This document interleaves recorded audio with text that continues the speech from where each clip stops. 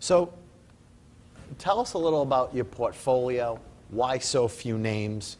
You know, obviously there has been some rumors of the performance, up 6% for the first quarter.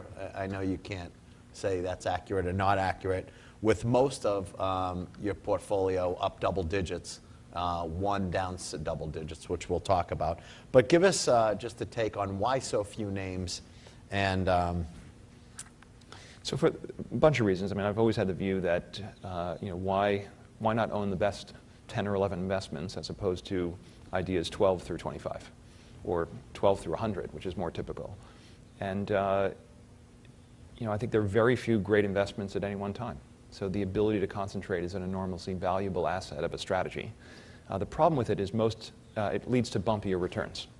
And it leads to more attention on mistakes or things that aren't going well. You know, I don't know a portfolio manager that doesn't have a stock that's down in his portfolio, right? But you don't read articles about, I mean, we're getting an awful lot of attention for a pretty high profile situation that's struggling. But I think there's, you know, it depends on what your business model is. But if you want to make high rates of return over a long period of time, it's hard to do that being very diversified. I mean, if you look through the Forbes 400, wealthiest people in the world, most of them made their fortune in one business or a portfolio of 2 businesses. Very few made it in a portfolio of 100. So it's that, and the other benefit, it allows you to run a much simpler investment firm. We have an 8-person investment team.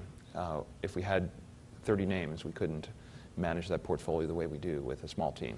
By having a small team, you can hire better talent. There's actually an argument that some people are now making that, you know, buying the index or buying diversified funds have had much better returns than buying, you know, those hedge funds that have, you know, a very specific smaller portfolio approach, like yours. I haven't seen that article. I mean, I think we've done very well relative to any index alternative, certainly.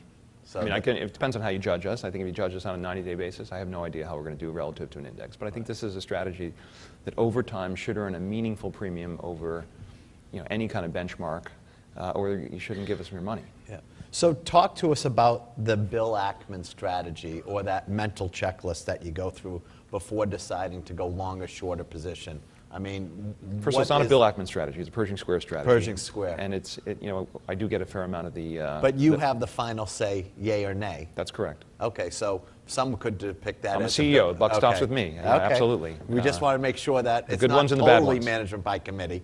That's correct. Okay. That's correct. So, but just to be clear, every idea has a leader at Pershing Square. And the leader may not be me. You know, sometimes it's me, sometimes not. Go through that strategy and go through how it works, and when you come, you know, maybe you'll override that portfolio manager or not, but what's the checklist you kind of go through? So we look for very high quality businesses, what we describe as simple, predictable, free cash flow generative, dominant businesses, a business that Warren Buffett would describe as having a moat around it, right? If you believe that the value of anything financial is the present value of the cash you can take out of it over its life, well, you need to know how much cash it's going to generate over its life. So business quality to us is the single most important criterion for determining what's interesting. Because if we can't predict the cash flows, we don't know what it's worth. If we don't know what it's worth, we can't invest. So we figure out what it's worth, figure out how good the business is, how predictable will this cash flows be from a railroad or a spirits company or a real estate company, shopping mall business. And then we say, okay, well, where's it trading?